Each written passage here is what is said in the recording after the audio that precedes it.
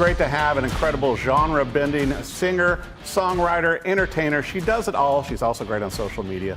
Kalie Shorr, it's good to have you back here. So good to be back. It seems like you were just here yesterday. Oh, it's 5 years ago. It was pre-COVID. It's gone fast. And now you've kind of changed styles of music a little bit. Yeah. Rocking a little more. Yep. Just kind of just changing the mix, just turning it up a little bit. Which, you know, but you always kind of had that edge anyway. Yeah. You know, it was always like an undercurrent. Yeah. Even my first single, Fight Like a Girl, was definitely rock influence. I mean, great song. I had some very pop country stuff, which I still love, but thank you. It will be, I think, it's going to be the anniversary of it's coming up, but it's going to be it's going to be 10 years. Oh my gosh. And, I know, but we were talking, and certainly, with your new EP and everything coming out, you've got the new singles that I'm loving with My Type, and you just got some great songs on here. Thank you. But also, I've known you as a songwriter as well, because there are other artists that like to grab your songs, which is kind of ironic since you started out doing YouTube videos. Yeah, and doing covers and stuff. Right.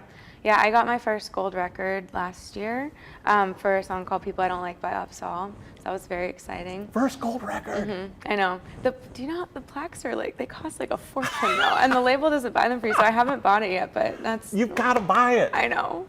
Come on. I'll get there, but... and also, I'd like to mention, it's your first. I don't think it's going to be your last. I like to think that too, yeah. But yeah, it's really fun to get to play with different genres, because it's a very alt-pop, electronic song. I have some very true, kind of glitchy pop Charlie XCX stuff coming out with this artist named Katie Mack. I had a song with Danny Rose that was called Got It From My Mama. That went really big on TikTok. But then they did a Spanish remix with Chiquis, and it was really big on Latin radio. Right. And, that was really special, and it's just cool to get to my music is I have such a vision and a lane for it, but getting to play with other things. Yeah. I don't think I could ever stop writing for other people. I love it so much. Well, and also you've got to keep some of the songs to yourself, because I love your voice and the instrumentation. I know working with a new producer now too, like you're doing, but it's kind of making that shift, because you were living, you worked so hard to get here to Nashville. Yeah. As as a teenager, getting through high school quicker, working 2 jobs, moving here to Nashville as a teenager. Yeah. And then with everything you accomplished, and then you go to LA. Yeah. I mean, I like a challenge. I think that, I think there's always going to be something here for me in Nashville, but I was just kind of feeling like I'd hit a wall. And it wasn't Nashville's fault. It was just a bunch of circumstances, and I felt like I was more creatively valued in LA and was able to get into bigger sessions. I mean, the gold record, I didn't write that in Nashville, I wrote that in LA. Yeah.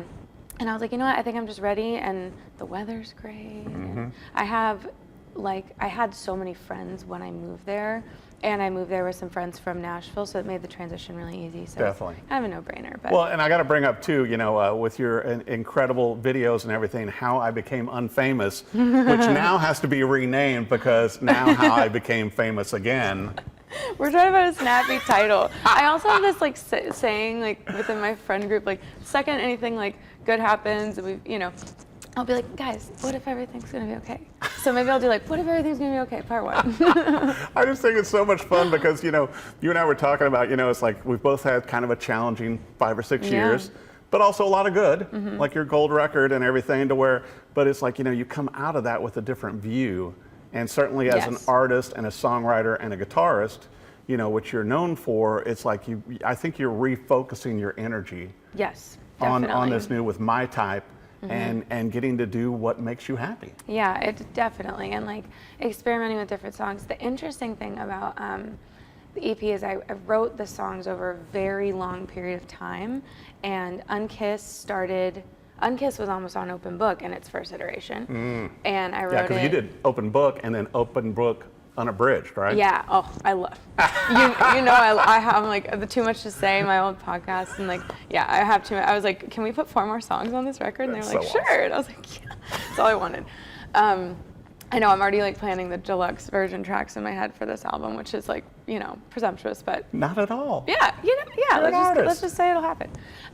But so Unkissed started out before, like it was almost on open book, then it was almost on I Got Here by Accident, and I just kept coming back to it. I finally rewrote it and found like the right thing. Yeah. But I started that in 2018. I started My Type in 2017. So these are like, they're songs that have stuck with me, and like My Type is like, you know, talks about being queer, and I wasn't able to put that out, and now I can, and I'm getting to celebrate putting it out with playing West Hollywood Pride for Out Loud Festival. So it's like, you know, everything happens in its own time, because there is a version of that song that's completely straight, and it lost some panache. So I feel like you're almost taking songs back to like Maine's Got Talent then. I don't think I knew any of that then, but yeah.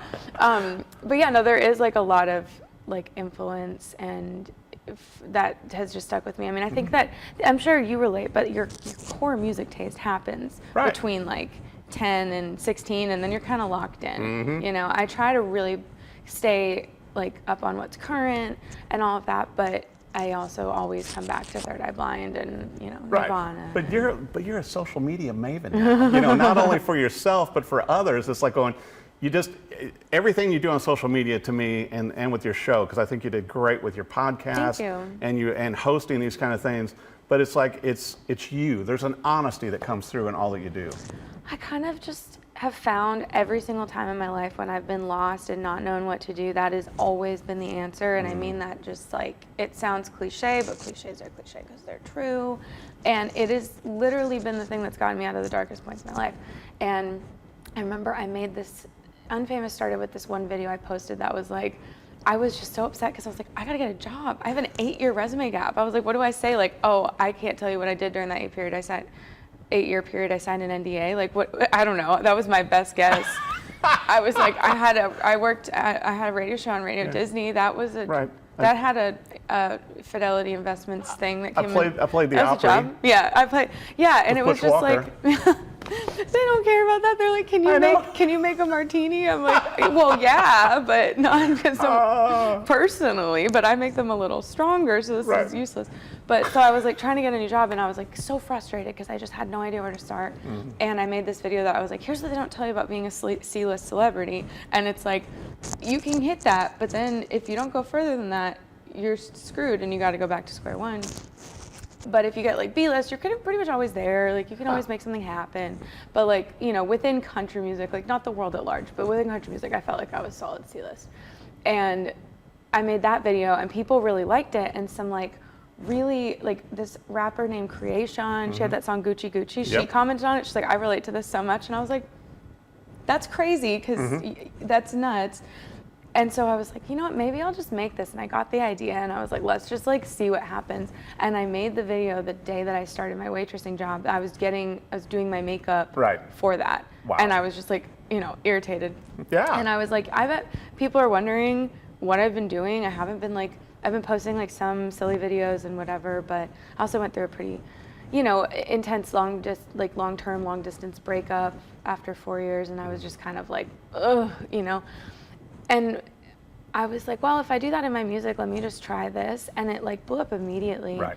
And I forget how, it has like several million views as a whole, but. Well, it's not bad either when Perez Hilton is a fan of yours and invites you to play the birthday party. Yes, yeah. Well, and he's still a fan. He was obsessed with the Unfamous series. He was the one who kept telling me that I kept uploading them wrong and they were getting cut off. He would text me 5 minutes after I posted, and he'd be like, you did it wrong again. And I'm like, you're getting guidance from Perez Hilton. Just let that soak in. Yeah, I know. So.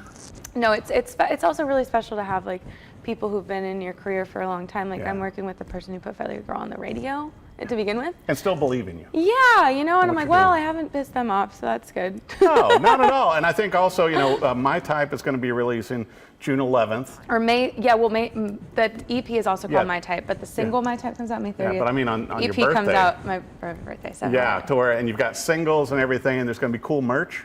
Yes. Yeah, definitely like a whole new thing. I mean, there's so much to update. I still have the open book merch, but it's been a while. Yeah. I think I still like it, but. But also, you're going to have like more shows, more tours, more festivals. Yeah. Everything kind of new and shiny. More of everything. I know. New podcast with a new name. Maybe. I do. You know, I love a podcast. So. Yes, I know. You do a great job. Thank you. So I want to make sure for our viewers, you know, for all of your social media, everything that you're doing right now, and also for the upcoming shows, and in case this goes to vinyl, Yes, I would love that. I mean, that's cool. Where do the viewers need to go? You can follow me anywhere. I always say it shows. I'm like, you can follow me anywhere except to my car at Kalie Shorr. You'll show them how. People always spell it wrong, but that's the nice thing about this medium. Yeah. I know, we'll have it on a graphic. Have it on a graphic, and you can check out my website, kalieshorr.com. Has all my tour dates and everything that I'll be up to, and I will just be continuing to do what I do and oversharing on the internet, and hopefully, finding my people. And maybe playing some new Gibson guitars and definitely doing stuff for Gibson. Yeah, Gibson's been really awesome. Yeah, in LA and Nashville. Yeah, like getting to go. Oh my gosh, the amount of like really nice guitars that they've even let me touch. I'm like, are you sure? Like, including Oriantes. Yeah. Oh my God, because they're a custom one. Yeah. We were talking about this before, but for those of you at home, she did a custom model that's like this cherry red, just like gorgeous, like resonating acoustic. You've played it. Yes, I have. But I got to play the actual one that was from somebody's private collection that she brought in and was like, I want to like make a version of this. But it wasn't. It was the one that she held and she brought it in herself. It'd be nice to have a Kalie Shorr signature model. I would love to do that. I would love to just do throwing that. it out there. Yeah. Into the universe. I have strong opinions about guitars, so I'm like, I I'm know qualified. You do. You and I can talk guitars all day long. We did. We were. Yeah. Well, I'll tell you what, be sure and check out the new music coming out. The singles also from My Type. You're going to love the sound. You're going to love her voice as always. It's great to see you. So Can't wait to see you perform live, just like the old song Suffragette days. So it's Kalie Shorr. Thanks for coming in. Thank you.